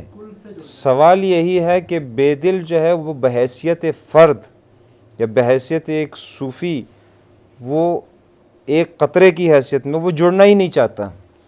اور اس کی مثالیں بھی جو ہے ہزار ہیں. وہ جڑنا ہی نہیں چاہتا, بلکہ وہ جڑنے کے بعد بھی اپنی شناخت چاہتا ہے. یہ جو ابھی ہم نے کہا, جڑنے کا مطلب یہ نہیں کہ یہ سلسلہ بالکل ختم ہو جائے نا. یہ جو ابھی ہم نے کہا کہ اس کے عظیم شعر کی ہم نے مثال دی, چی قیامتی کے نمی رسی ز کنارے ماں بکنارے ماں, کہ یہ کیا یہ مجازی شعر ہے؟ نہیں, یہ تو جدلیاتی عمل کو دکھا رہا ہے. یہی ہے یہ جدلیاتی عمل. یہ کون ہے؟ انسان, بے دل نہیں, انسان. انسان اس پوری جدلیات میں, اور اس سے بھی یہ سارا سلسلہ ہے. لیکن یہی ہے کہ میں پہنچ بھی نہیں پا رہا, میں یہ بھی کر رہا ہوں, میں استعجاب میں بھی ہوں, میں حیرت میں بھی ہوں, میں سوال بھی اٹھا رہا ہوں, اضطراب میں بھی کر رہا ہوں, لیکن میں پھر بھی جڑوں گا نہیں. جب جڑوں گا بھی تو اب تو نے پیدا کر دیا نا, دریا سے الگ کر دیا, تو میں ایک الگ لہر ہوں اور میں اپنی شناخت چاہتا ہوں. تو اس طرح کی بے دل کے ہاں یعنی ان کی ہزاروں جو ہے وہ مثالیں موجود ہیں. جبکہ صوفی جو ہے بالکل جڑنا چاہتا ہے, اور اس کے بعد صوفی حتیٰ اپنی شناخت نہیں چاہتا.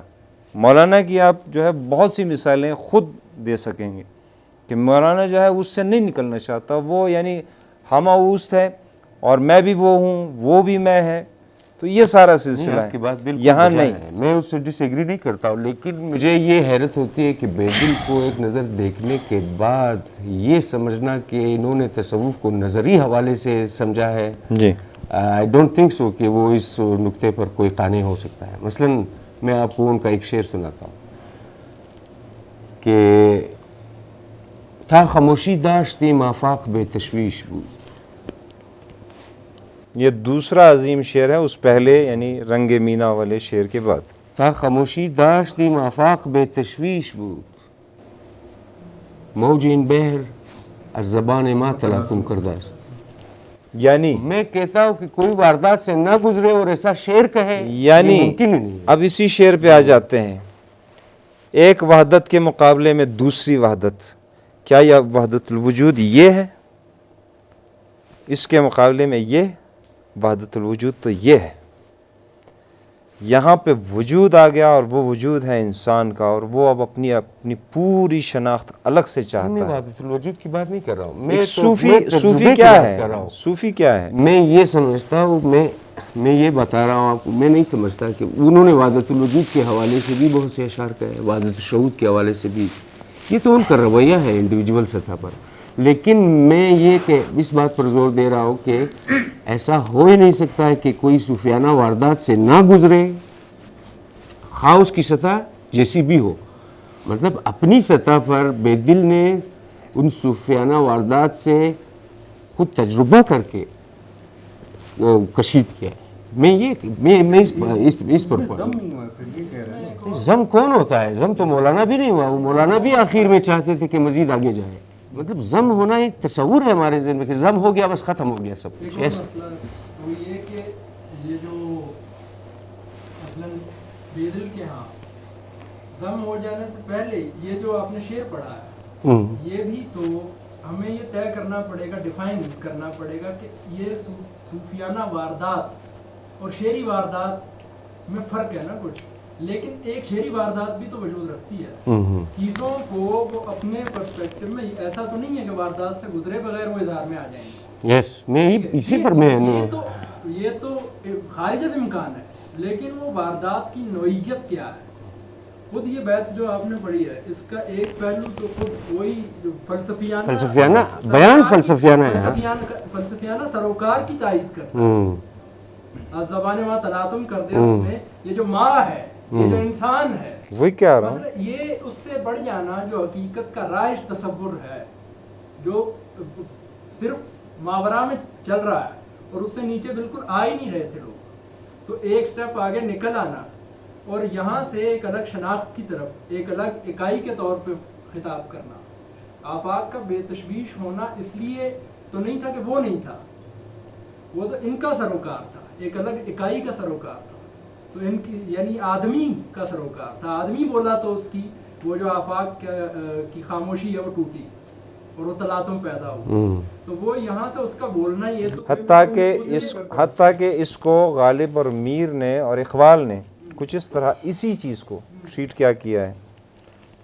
मैं जो बोला, कहा कि ये आवाज़ उसी खाना ख़राब की सी है, तो अब ये खाना ख़राब, ये अब वो अलग इकाई और अलग शनाख्त और अलग आइडेंटिटी वाला आदमी है और पूरा इंसान। अच्छा, खून हो के जिगर आँख से टपका नहीं है मर्ग, रहने दे मुझे यहाँ कि अभी काम बहुत है।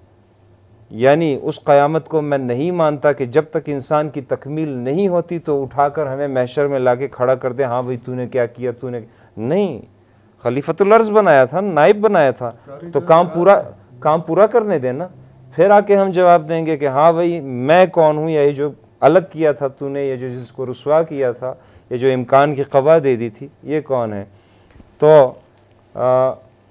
अभी जो यासीन साहब ने पढ़ा के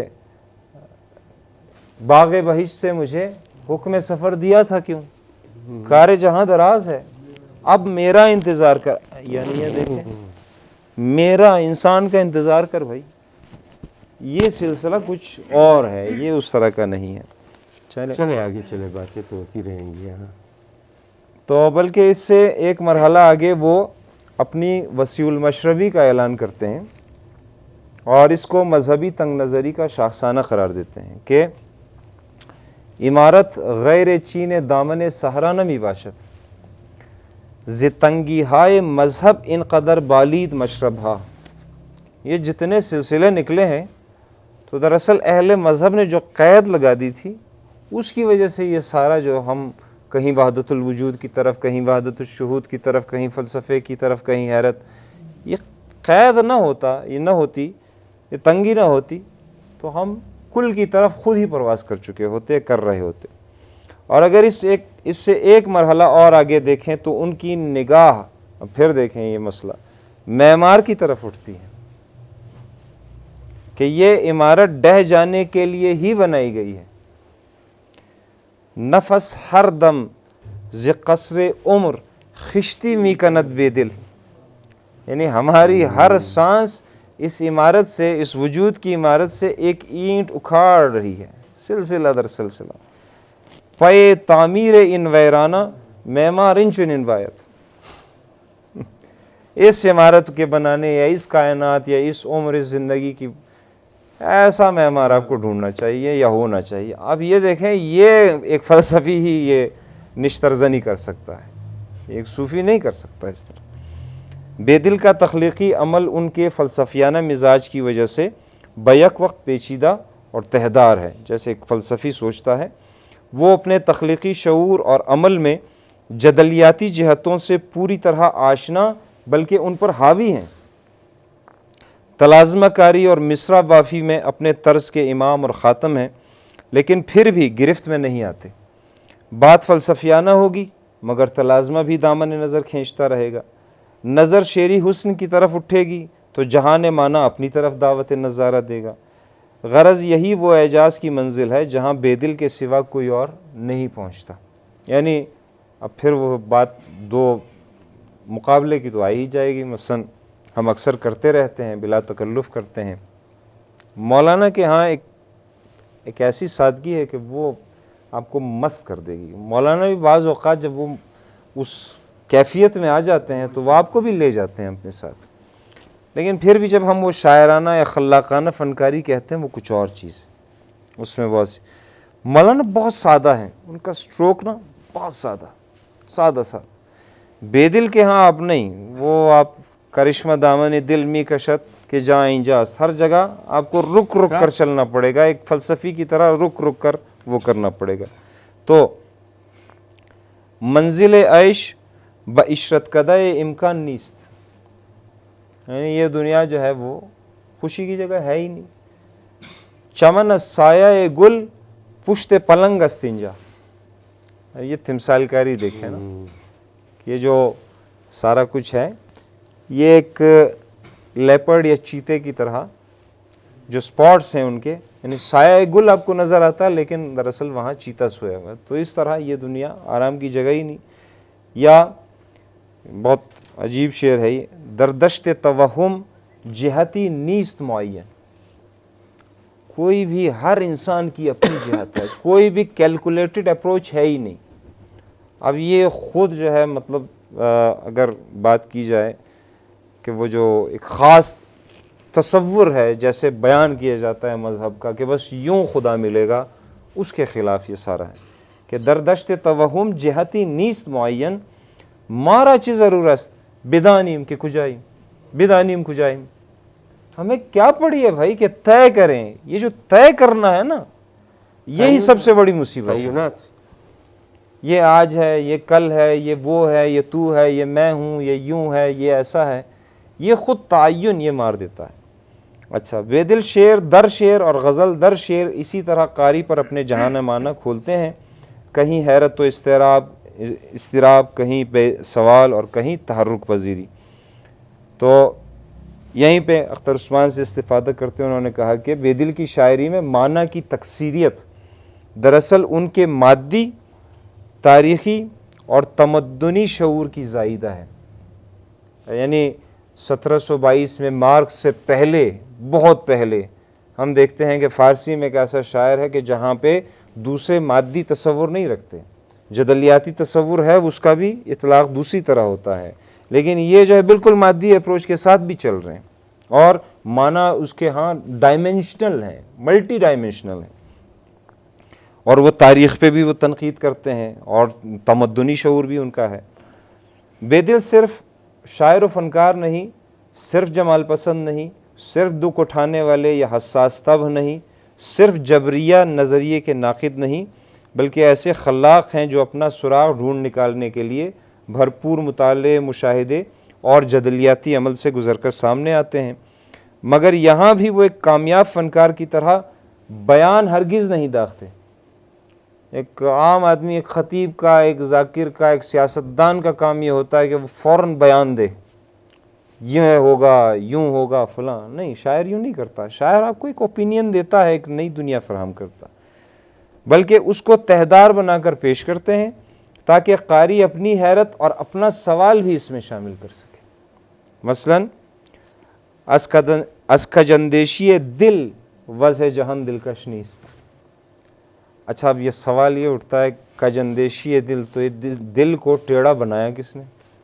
मसला तो ये है, ये तहदारी है कि दिल के टेढ़ा होने की वजह से या इसमें जो आतिशपारा भरा गया है उसकी वजह से ये जहाँ हमें पुरौनक या दिलकश लगता ही नहीं। गम तिमसाल मखुर आईना ना हम वारस्त, तुम्हें यहाँ तस्वीर या तिमसाल या इमेज की पड़ी हुई है, भाई आईना ही टेढ़ा है। देखने वाली जो चीज़ है वो तुम क्या उसको दुरुस्त करोगे, आंगन ही टेढ़ा है।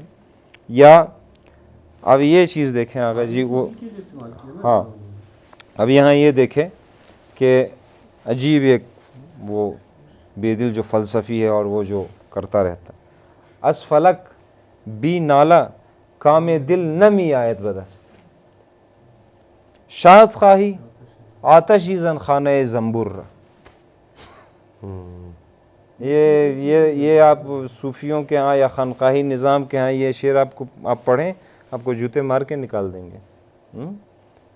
وہی شہد چاہیے تو مکھیوں کے وہ بھیڑ کے چھتے میں آگ لگانی پڑے گی, تو یعنی جب تک وہاں سے وہ شکوہ شکایت فلاں یہ وہ نہیں کرو گے تو کچھ بھی حاصل نہیں ہو سکتا. تو یہ عجیب رویہ ہے. یا عدم سایہ ز خورشید معین گردت, یعنی سائے کا ہونا نہ ہونا سورج کی وجہ سے ہے. گر تو شوخی نہ کنی, اب یہ تو جو ہے یہ کون ہے, یہ ذرا بڑا ہے. گر تو شوخی نہ کنی یعنی اگر تو نہ چاہے اور شوخی نہ کرے. ہستی ہے وہاں مبہم نیست. یہ تمہاری شرارت ہے. اب میں شرارت سے بچنا چاہتا تھا کیونکہ یہ پروگرام ریکارڈ بھی ہو رہا ہے, میں بہت سی چیزوں سے بچ رہا ہوں, ٹھیک ہے نا, میں بہت سی چیزوں سے بچ رہا ہوں.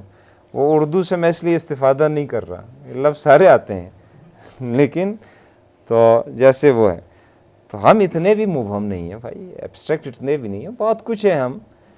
تو یہاں پہ بار بار دیکھیں اب یہ کیا ہے, انسان انسان انسان بمقابلہ یا خود طے کر. میرے سوال کی وجہ میری کم علمی ہے, میں پہلے سے اس بات کا اقرار کر رہا ہوں, اس لیے آپ تینوں سے سوال ہے. کیا شاعر یا ایز اے ٹیچر بغاوت کی ترغیب نہیں دے رہے؟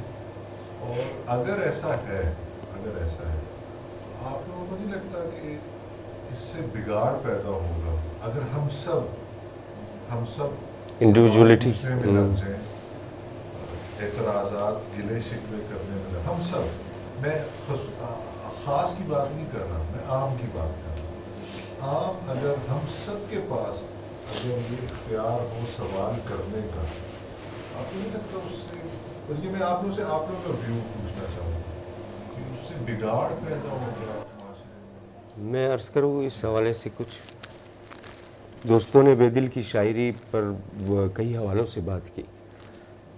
اس میں کوئی شک نہیں کہ شاعر کی شاعری کی کتاب ہم جب بیان پڑھتے ہیں تو چونکہ ایک تو شعر خود بھی مطلب ایک ابہام اس میں آلریڈی ہوتا ہے نا, تو اس سے ہم کئی معنی کشید کر سکتے ہیں. تو ایک شاعر جو ہے مطلب متفرق موضوعات پر اشعار کہتا ہے, لیکن ہمیں دیکھنا چاہیے کہ مین اسٹریم ان کی شاعری میں کیا چیز ہے.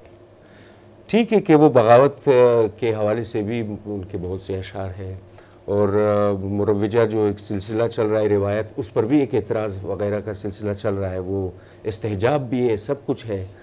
لیکن بیسیکلی جو مطلب وہ ان کا پیغام ہے وہ عجز و انکساری ہے. وہ اس حوالے سے میں ان کا ایک شعر جو ہے عرض کروں گا کہ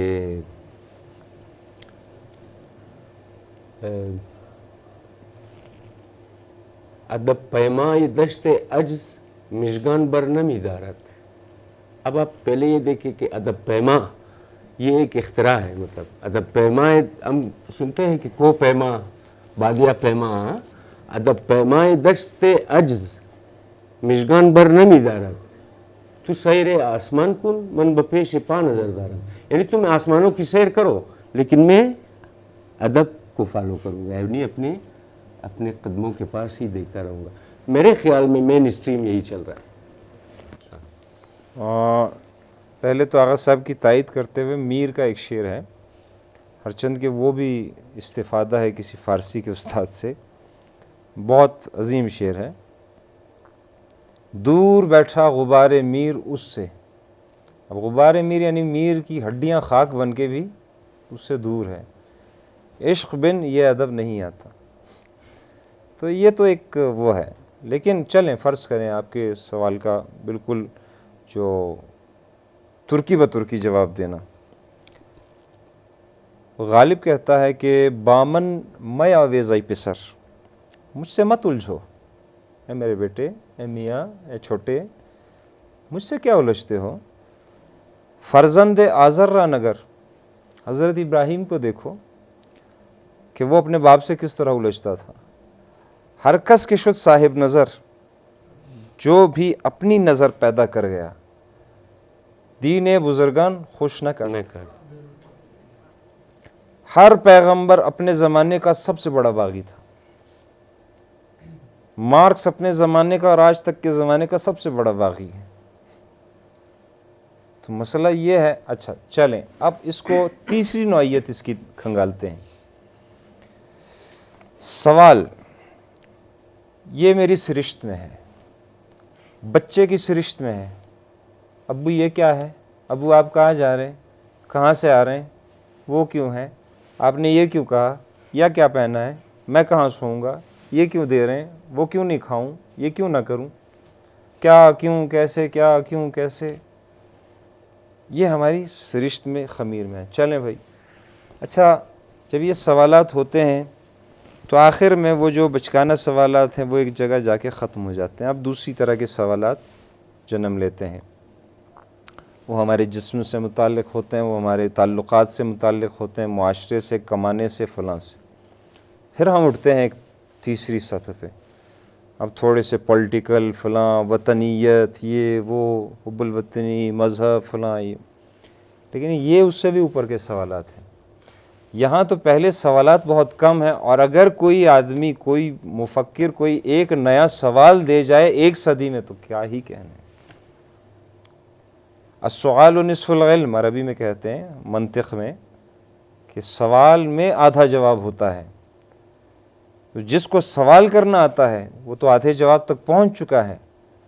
اچھا تو اس بڑی سطح پہ جب کوئی سوال اٹھاتا ہے تو وہ آدھی یا پوری دنیا کے لیے ایک نیا دروازہ کھولتا ہے. اور یہ سارے سوالات ہمیں پھر وہی ہے کہ سارے دریا کے ایک سمندر میں گر کے سمندر ہو جاتے ہیں. تو یہ سارے سوالات ہمیں لے کہا جاتے ہیں. یہ ہم جب بغاوت کہتے ہیں تو وہ کن چیزوں سے بغاوت ہے؟ وہ جو ہمارے سروں پہ تھوپا گیا ہے، وہ جو اپنی مرضی کی تشریحات کی گئی ہیں، اور وہ کی گئی ہیں. اس کے لیے لائبریریز بھری پڑی ہیں، اس کے لیے یوٹیوب بھری پڑی ہیں، اس کے لیے بڑے بڑے وہ لوگ سولیاں چڑھے ہیں، فلاں، یہ وہ بہت سا موجود ہے. انہوں نے کہا تو عمومی سطح پہ. ہاں عمومی سطح پہ میں کہہ رہا ہوں کہ جن معاشروں میں سوال اٹھانے کی اجازت ہے اور اس کے نتیجے میں برداشت بھی ہے، تو آج ہم دیکھتے ہیں کہ وہی معاشرے آگے ہیں، وہ پرسکون ہیں، وہ ترقی یافتہ ہیں. وہاں بھی جس کا جو جی چاہے بھائی، جو مذہب اختیار کرے کوئی قدغن نہیں، نہ کرے کوئی قدغن نہیں. اچھا خود اسلام میں کیا ہے؟ لا اکراہ فی الدین، تو یہ کیا ہے؟ یعنی قدغن نہیں ہے نا. تو میں اگر اپنی فکری اٹھان کے ساتھ، اپنی اوپچ کے ساتھ، اپنی جہت پذیری کے ساتھ اگر میں پہنچتا ہوں تو اس میں کیا برائی ہے؟ صرف اگر میرا مطمئن کرنے والا، اب وہ اگر کم درجے کا ہے، وہ مجھے مطمئن نہیں کر پا رہا ہے یا اس طرح مطمئن نہیں کر، تو اس میں میرا کیا قصور ہے؟ ٹھیک. تو آخر میں وہی جو ابھی میں نے کہا کہ جیسے اقبال نے اور بیدل وغیرہ نے، انہوں نے کہا ہے کہ ہم ایک اکائی کی صورت میں محشر میں اٹھیں گے. حتیٰ کہ آپ اگر اس حوالے سے دیکھیں، قرآن بھی یہ انسانوں کو ایک ایک کر کے نہیں دیکھتا، وہ قوموں کا ایک عجیب نظریہ رکھتا ہے. واللہ لا یہدی القوم الظالمین، اور اللہ ظالموں کی قوم کو ہدایت نہیں کرتا. الا لعنت اللہ علی القوم الظالمین، اللہ ظالموں کی قوم پہ لعنت بھیجتا ہے. صادقین ایک قوم ہے، کاذبین جھوٹے ایک قوم ہے، مشرکین ایک قوم ہے. یعنی قیامت میں صفیں ہوں گی، ہر ایک ہاں بھائی تو اس طرف ہو جا، تو اس طرف ہو جا، پکڑ پکڑ کے یہ لو بھائی تمہارے جتھے بن گئے، اب یہ لو. تو یہ رویوں کی مثال ہے یہ، ٹھیک ہے نا. تو اس طرح ہمیں بہت سی چیزوں کو سوال اور برداشت، اور پھر ایک سوال جب ہو گیا، یعنی کیا جیسے ہم کہیں کہ جو ترقی یافتہ معاشرے ہوتے ہیں، کسی سطح پہ پہنچے ہوئے معاشرے، وہ اپنے آنے والے کل کو دیکھتے ہیں. ہم جیسی قومیں علامہ اقبال کی شاعری سے متاثر اپنے ماضی کو آج تک کھنگالتے ہیں. عرب سے ہندوستان تک، ہندوستان سے عرب تک. کیا ہے بھائی؟ کیوں ہمارا آج شاندار نہیں ہے؟ ہماری مستقبل سے امیدیں نہیں ہیں. جن کا آج پورا ہے وہ مستقبل کو دیکھتے ہیں, پیچھے نہیں دیکھتے. ہاں پیچھے کھنگالتے ہیں, جو بھی وزڈم ہے, جو بھی فلاں ہے, اس پہ بھی فخر کرتے ہیں, لیکن اتنا نہیں. اگر 10-20-25% ان کا سارا ماضی پہ ہے, تو اس سے زیادہ جو محنت ہے, جو امیدیں ہیں, جو خواب ہے, جو خواہش ہے, جو کام ہے, جو بھی ہے, وہ مستقبل. اور وہ کس سے ہے؟ سوال سے ہے. وہ سوال کی آزادی سے ہے, وہ بولنے سے ہے.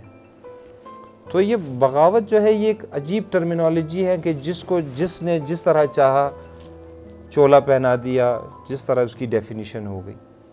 تو فلسفیانہ سطح پہ یا شاعرانہ سطح پہ یہ بہت اچھی صفت ہے. سوال اٹھانا کوئی بغاوت نہیں ہے, بلکہ یہ ذہنوں کی تربیت ہے, سوال اٹھانا, لیکن مثبت انداز میں.